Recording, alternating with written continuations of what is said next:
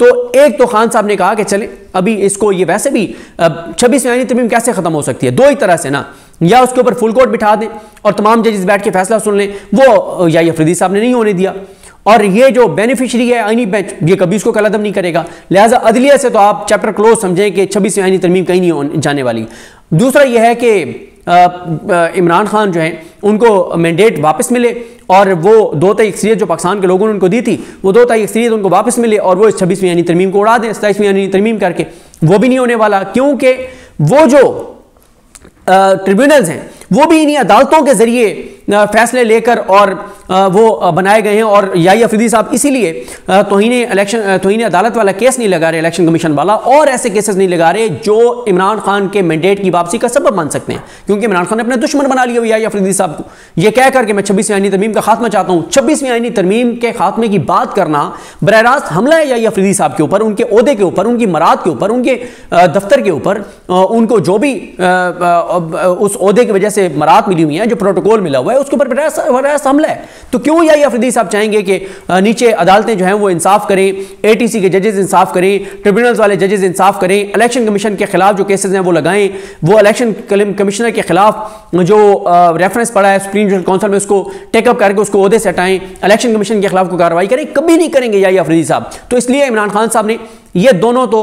अदालतों से जो जुड़ी हुई चीजें हैं उनको इमरान खान साहब ने अभी साइड पे रख दिया है, क्योंकि इमरान खान साहब को पता है कि कुछ नहीं होना, और ये बात कर करके इमरान खान उल्टा अदलिया को अपना दुश्मन बना रहे हैं, क्योंकि अदलिया में इस वक्त इख्तियार जिन जजेस के पास है वो है याही अफरीदी साहब, उधर अमीनुद्दीन खान साहब, जमाल खान मंदुखेल साहब और मोहम्मद अली मजहर साहब, उधर आलिया नीलम साहबा के पास, और इधर है मोहतरमुल मकाम आमिर फारूक साहब के खिलाफ के पास। तो इमरान खान साहब ने इसलिए इन दो को वक्ती तौर पर पीछे रखा है, और इमरान खान साहब को यह बात समझाई गई है पार्टी के कुछ लोगों की जानिब से, कुछ इत्तेहादियों की जानिब से, कि खान साहब अभी आप हमें ये कोशिश करने दें कि किसी तरह से आप बाहर आ जाएं। एक बार आप बाहर आ गए तो फिर सारी चीजें हो जाएंगी, जब तक आप बाहर नहीं आते। और फिर इमरान खान को भी ये बात समझ आ गई है कि बाहर जो उनकी लीडरशिप है वो जितनी कंप्रोमाइज्ड है, जितनी बुज़दिल है, इमरान खान अगर अंदर बैठे हैं तो कोई चीज वापस नहीं आने वाली, ना मैंडेट वापस आने वाला है, ना 26वीं आईनी तरमीम खत्म होने वाली है, ना 26 नवंबर के ऊपर कुछ होने वाला है, ना 9 नवंबर कुछ होने वाला है, ना बेगुनाहों की वापसी, कुछ नहीं होने वाला। लिहाजा अब पहली चीज यही है कि किसी तरह से इमरान खान बाहर आए,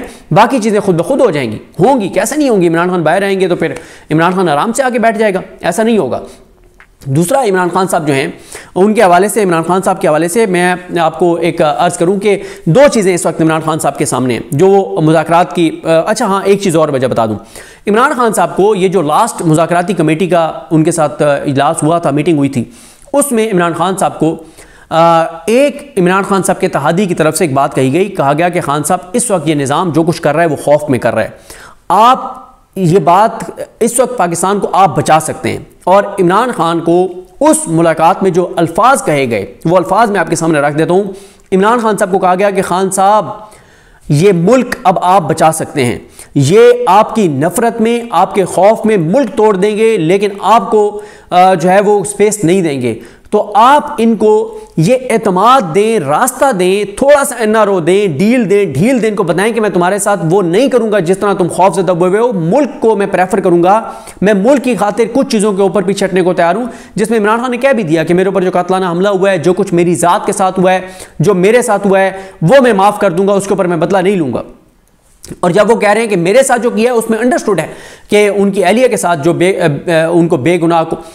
1 साल तक कैद में रखा गया, जो उनके साथ जो कुछ हुआ, इमरान खान के भांजे हसन नियाज़ी के साथ जो कुछ हुआ, उनकी बहनों के साथ जो कुछ हुआ, तो इमरान खान कह रहे हैं कि अगर ये तुम्हें लगता है कि मैं इस वजह से तुम्हारे साथ करूँगा कुछ, नहीं, ये मैं चीज़ें भूल जाऊँगा, मैं माफ़ कर दूँगा। ये बात इमरान खान साहब को उस मुलाकात में कही गई है कि खान साहब ये आपके खौफ में हैं और ये आपके खौफ में ये सारा कुछ कर रहे हैं, और ये जो गोलियाँ चली ये सारा कुछ ये बुज़दिलों का काम है, ये ताकतवर का काम नहीं है। बुज़दिल गोली चलाता है, ताकतवर तो दलील से बात करता है। ताकतवर को क्या खतरा है? अगर ये हुकूमत ताकतवर होती, अगर ये निज़ाम ताकतवर होता तो उनको क्या फर्क पड़ता था? लोग आके बैठ जाते 10,000, 15,000, 20,000, 25,000 डी चौक पे, कुछ भी नहीं होना था। हुकूमत मजबूत, निज़ाम मजबूत, कोई मसला नहीं है। याही अफरीदी साथ हैं, आमिर फारूक साहब chief justice Islamabad high court हैं, आलिया नीलम साहब chief justice Lahore high court हैं, कोई मसला ही नहीं है।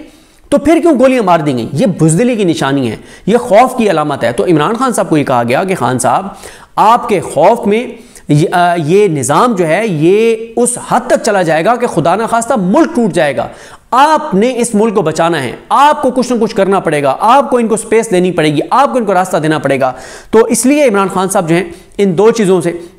वक्ती तौर पे पीछे हटें। उन्होंने कहा कि इस वक्त दो हमारे मुतालबात हैं, सिर्फ एक है 26 नवंबर, एक है 9 मई, ये दो हैं, और बेगुनाह जो अंडर ट्रायल कैदी हैं उनकी रिहाई। इस वक्त पीटीआई को जो इस वक्त पीटीआई की एक कोशिश है, और इमरान खान साहब को भी इस बात का अंदाज़ा है कि एक स्टेप बाय स्टेप चीज़ें करवाएं। इतनी ज़्यादा इमरान खान अपना खौफ कुछ कम कर रहे हैं इस निज़ाम के लिए, क्योंकि इमरान खान साहब को मैं तीसरी बार बता रहा हूँ कि इमरान खान साहब को ये कैटेगोरिकल उस मुलाकात में एक इत्तेहादी ने कहा कि खान साहब ये आपसे इतने डरे हुए हैं, ये इतने आपसे डरे हुए हैं कि ये उस हद तक चले जाएंगे, खुदा न खास्ता मुल्क को कुछ हो जाएगा। तो अब आप पे ही जिम्मेदारी आती है खान साहब, आपने इस मुल्क को बचाना है, मुल्क को प्रेफर करें, बाकी चीज़ें स्टेप बाय स्टेप हो जाएंगी, मुल्क को पहले बचाएं। हालात बहुत ख़राब हैं, दहशतगर्दी अरूज के ऊपर है, खुदा न खास्ता ये जो हालात हो रहे हैं, जो नफरतें हैं ये बढ़ रही हैं, अलहदगी पसंद तंजीमें आवाज़ें उठा रही हैं, जो कुछ पूरे पाकिस्तान के अंदर किया जा रहा है ये किसी सूरत भी जो है वो किसी तरह से भी ये चीज़ें कंटिन्यू नहीं कर सकती। तो ये इसका बहुत बड़ा को खुदा न खासा साने हो जाएगा, को बहुत बड़ा नुकसान मुल्क को हो जाएगा। तो आप इस मुल्क को बचाइए। तो इसलिए इमरान खान जो है वो अब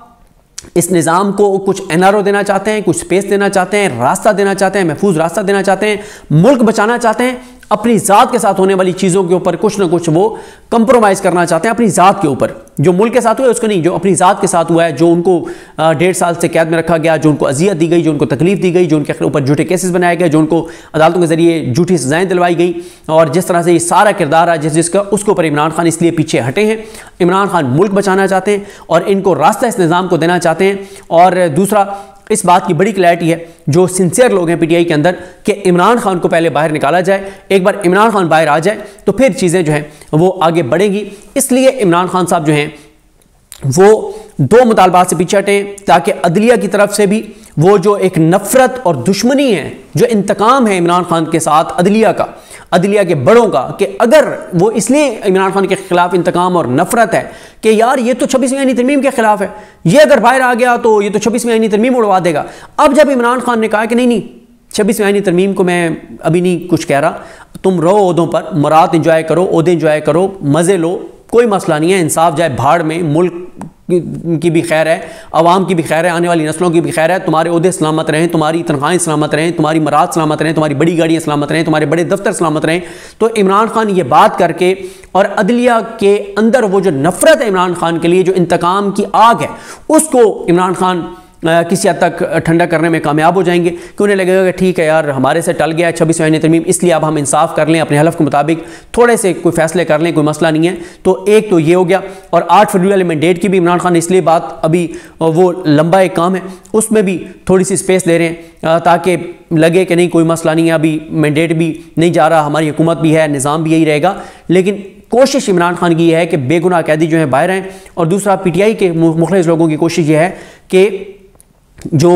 इमरान खान बाहर आए और फिर उसके बाद चीज़ें होती रहेंगी। और ये जो स्पेस दी जा रही है इसकी एक मकसद ये भी है कि जो निज़ाम इस वक्त नफ़रत में और इंतकाम में और अना में आकर और एक ज़िद में आकर जो चीज़ें कर रहा है, इसमें उनकी जो कार्रवाइयाँ हैं उनमें जो है वो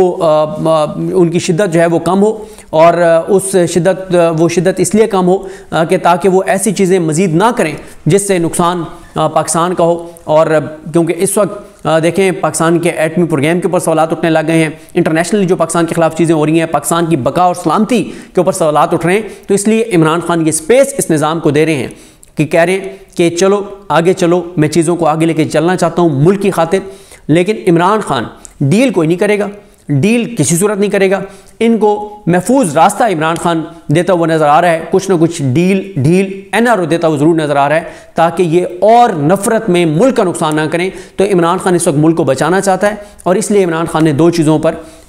थोड़ा सा इनको रास्ता दिया है और दो चीज़ों पे कोई कंप्रोमाइज़ वो नहीं कर रहे। एक 26 नवंबर जो बेगुनाहों को गोलियां मारी गई उसके ऊपर कोई कंप्रोमाइज़ नहीं कर रहे, और एक 9 मई की आड़ में जो कुछ बेगुनाहों के साथ किया गया उसके ऊपर इमरान खान कोई कंप्रोमाइज़ नहीं कर रहे। मुझे अपने दुआ में याद रखें। अल्लाह करीम हम सबका हामी नासर हो। अल्लाह हाफिज़।